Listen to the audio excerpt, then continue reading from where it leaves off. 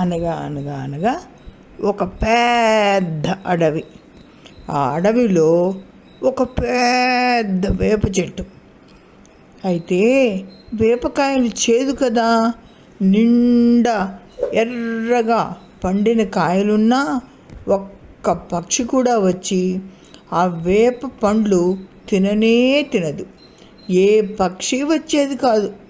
పాపం వేప జాతి పక్షుల ద్వారానే వృద్ధి కావాలి.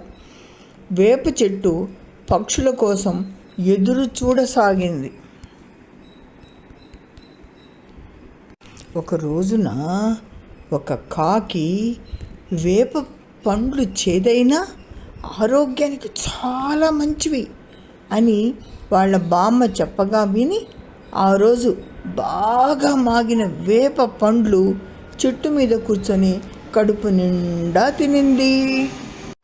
కడుపు నిండాక ఆ కాకి పక్కనే ఉన్న గ్రామానికి వెళ్ళి తాను నివసించే మునగ చెట్టు మీది తన గూట్లో నిద్రపోయింది. తెల్లవారి కాకి లేచి తిరిగి ఆకలవుతుంది కదా, అందుకని ఆహారం కోసం వెతుక్కుంటూ వెళ్ళింది. అక్కడ పెంటికలను అక్కడక్కడా విసర్జించింది. కాకి తిన్న వేప పండులోని వేప విత్తనాలు అక్కడక్కడా పడ్డాయి.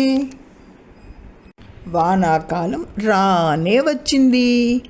ఆ వేప విత్తనాలు మొలిచి క్రమేపీ పెరిగి పెరిగి పెరిగి పెద్ద వృక్షాలుగా మారాయి.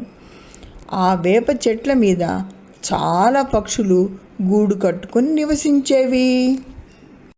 ఒక రోజున పెద్ద గాలివాన వచ్చేసరికి మునగ చెట్టు కొమ్మలన్నీ పడిపోయాయి.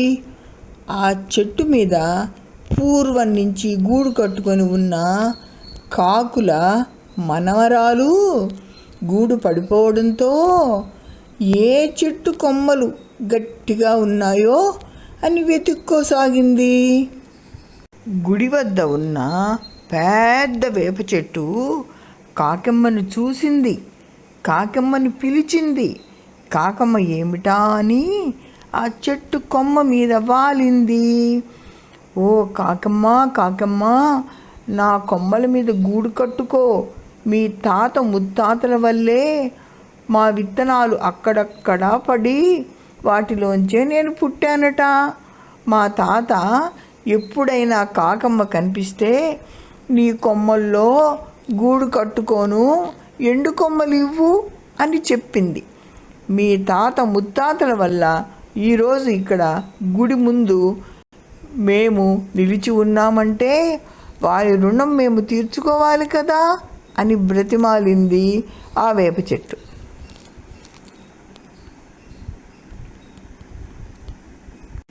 తన ఎండు కొమ్మలు కూడా ఇచ్చి గూడు కట్టుకోను ఎంతో సహాయపడింది ఆ వేప చెట్టు. కాకమ్మ చక్కగా ఆ కొమ్మలతోటి గూడు కట్టుకొని వేప చెట్టు మీద నివసిస్తూ వేప చెట్టుతో స్నేహం కట్టేసింది. కాకి గూడు కట్టుకున్నందుకు సంతోషంగా నృత్యం చేయసాగింది ఆ చెట్టు. ఇదర్రా పిల్లలు, తెలుసో తెలియకోనైనా మనకు సాయం చేసిన వారికి మనం తిరిగి సాయం చేసి రుణం తీర్చుకోవాలి. మన తాత ముత్తాతల సేవలు మనకు ఫలితాన్ని ఇచ్చాయి కనుక మనము సేవ చేసి మన తర్వాతి తరాల వారికి సేవా ధనాన్ని మనం దాచి ఉంచాలి. సరా? ఇంకో కథతో మళ్ళా కలుద్దాం.